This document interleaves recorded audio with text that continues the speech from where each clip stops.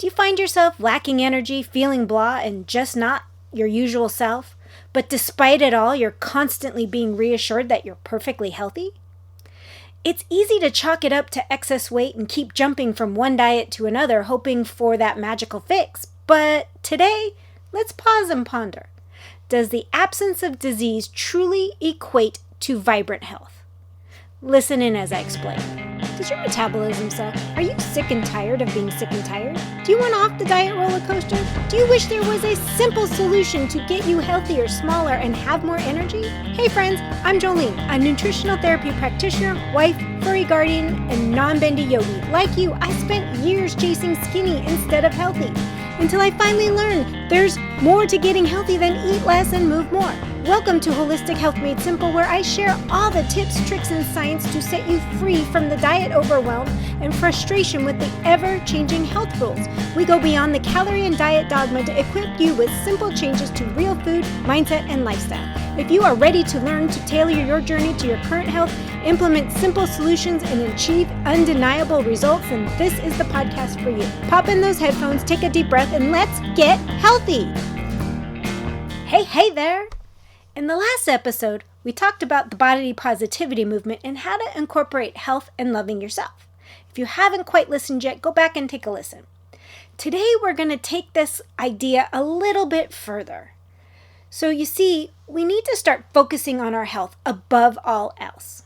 So many of you get this clean bill of health from your medical team, yet you're still tired. You feel off, you're achy, you have brain fog, you're forgetful. Maybe you have some indigestion or bowel issues as well. You just don't feel great and are told, well, it's all part of aging. That leads us to, is healthy really the absence of disease? It's a question that even scientists have been looking at it. Let's take a look. A paper published in 2008 explained that the biomedical model of health is lack of disease, focusing specifically on specific problems that cause disease and then fixing them with, wait for it, medicine. Where the humanistic perspective of health looks at it as the ability to do things based on your goals, basically looking at things that limit a person's ability to function normally and live as well as possible. A second paper, published in 2013, had a very key takeaway that health is a complex concept encompassing various aspects of wholeness and adaptability, with various definitions and metrics. Again, they pointed out that traditional medical research focuses on disease and defines health as not having any disease. But languages like how we talk about health often link it with a positive idea of being whole and complete. They found more recent definitions focus on the ability to adapt to changes both inside and out of the body. The researchers posed the question of, as a society, can we age in a healthy way? It's dependent on avoiding getting sick as we get older, which is basically saying, yeah, health is the absence of disease, but it's also being able to do everything and avoid getting sick later in life. The last paper I'll cover quickly is a bit older. It was published way back in 1977. This paper argues that the idea of health, according to medicine, is all about being free from disease. It's like saying if your body functions normally and it doesn't have any disease, you're healthy. This concept is based on biology and what's considered typical for your species. It also looked at what people thought of health. Many people think that health should include more than just the absence of disease. It should be a positive thing like feeling great. The paper suggests that this idea might come from thinking about how to treat sick people, or from wanting health to mean more than just not being sick. So what exactly is healthy? Is it the absence of disease? I'm going to challenge you that just because you do not have a diagnosis of a disease doesn't mean you're entirely healthy. Things like insulin resistance starts to develop in the 10 to 20 years before there's any sign of diabetes. You never hear anyone getting diagnosed with insulin resistance until their blood sugar is high enough to diagnose them as either prediabetes or a diabetic.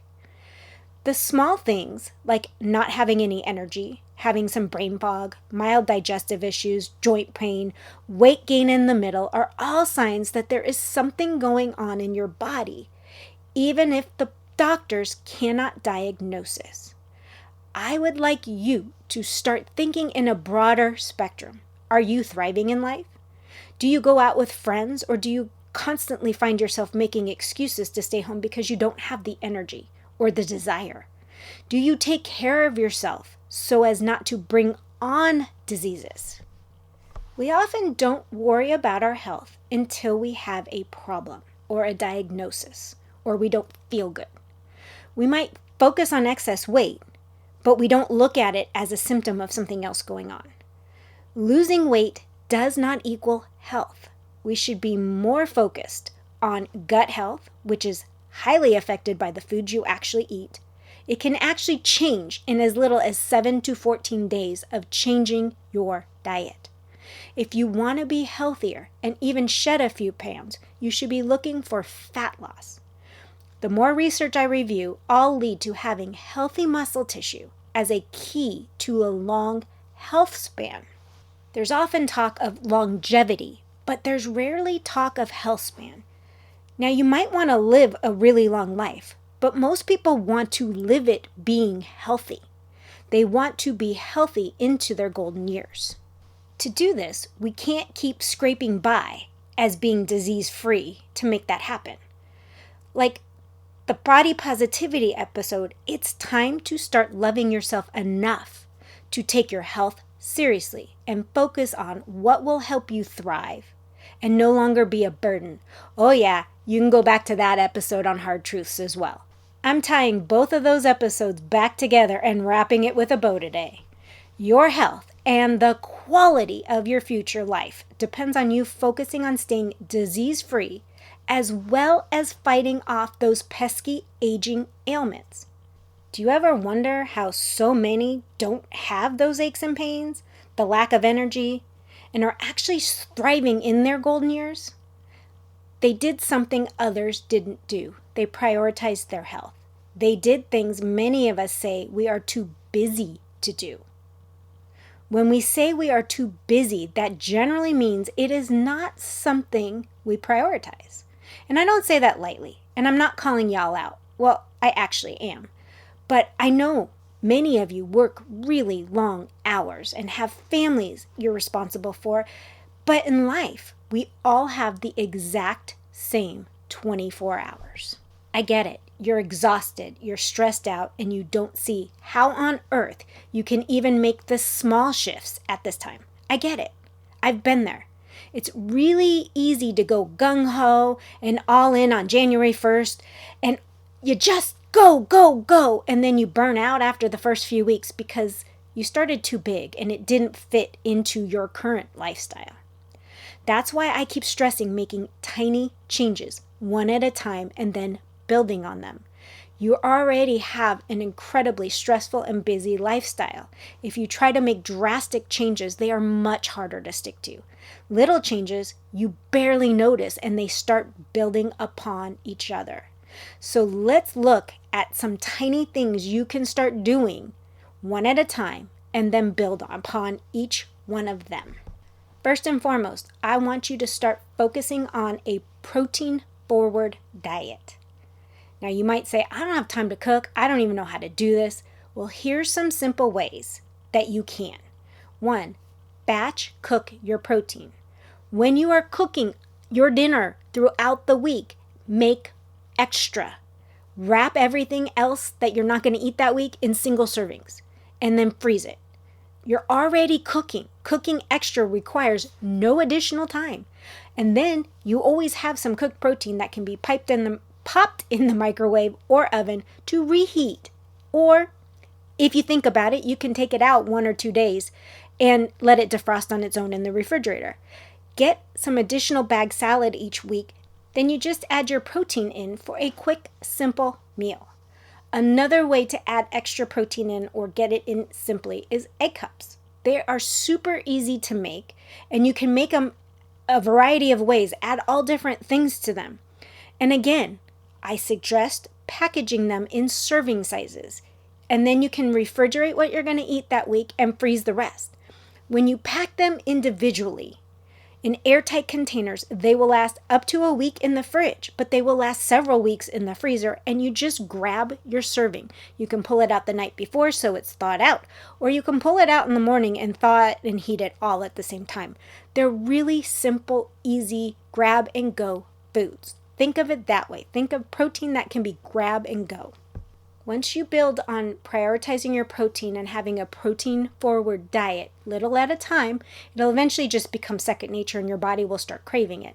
Once you get that under your belt, start thinking about adding in some exercise snacks. I spoke about these in an earlier episode. An exercise snack is a 1 to 2 minute burst of continuous exercise. You do it a few times throughout the day or several times, however many you can fit into your schedule. It's 1 to 2 minutes. It doesn't mean you have to change into workout clothes, go to the gym, do anything. You just burst out these 1 to 2 minutes of some sort of continuous movement. Things like squats, march in place, wall push-ups, walk up and down stairs, little things like that. You do not have to go full all out. It's 1 to 2 minutes. Then you go back to your daily routine. And then the next time you have a little break, you do 1 to 2 minutes. These are also great breaks if you work at a desk because it gets you up and moving and clears out your head so that you can go back to your work. The third area you can do very slowly, but at the same time you're prioritizing protein or adding in, it's another little tiny step. I want you to swap out one ultra-processed foods for a single whole one. Like I said, don't change your whole diet at once. Change one thing at a time. So, do you have a processed snack that you go to daily? Try swapping it out for an apple and peanut butter, or a piece of cheese in a serving of a different fruit, or some celery and almond butter. Whatever it is, have a protein, a carb, and a fat together as your snack, rather than something that's processed. Just something that you can put together, grab and go, and on your way. Or a cheese roll-up with some meat and cheese. Those work out great. Swap those snacks out for your chips, your candy, your cakes, whatever they are. And remember, do it one at a time. Don't try to overhaul everything. I know it's the temptation's there just to make all of these changes, but they get overwhelming. The holidays are coming up. It's really easy to slip back. So if you just make 1 or 2 small changes at a time and build on them, in the new year, you'll start seeing that you're making big changes as you do these little at a time. I hope this episode is making you think a little differently about health, and it gave you some tips on where to start. If you wouldn't mind taking 30 seconds and leaving a review, I would so appreciate it. It helps others find the information I'm sharing with you. So, to wrap it all up, it's time to think longer and further out than tomorrow. Whatever we can do today, even if they are teeny tiny changes, make a big impact when we start sticking them all together and stacking them all together. If we can only think of health as the absence of disease, we can't see beyond today. We need to do something to keep those diseases away. You're not destined to have the diseases of your family unless you do not take care of your health. Yes, you're predisposed of them. Yes, you grew up eating the same way as your family that caused them, but that doesn't mean you can't avoid having them or fixing them, putting them in remission. Start taking charge of your health. Focus on nourishment and fight your way to being thriving. Your health is your biggest asset. Don't let it become your biggest liability. On that note, friends, I will see you next time. Bye. Thanks for listening in today. I hope you got some nuggets to take away on your health journey. Remember, this podcast is for educational and entertainment purposes. No medical advice is being given. By listening to this podcast, you agree to the full disclaimer, which is linked in the show notes. You can stay connected to me by joining the newsletter at holistichealthmadesimple.com, where I share additional tips and tricks weekly. Once again, thank you for being a part of my community, and until next time, have a blessed day.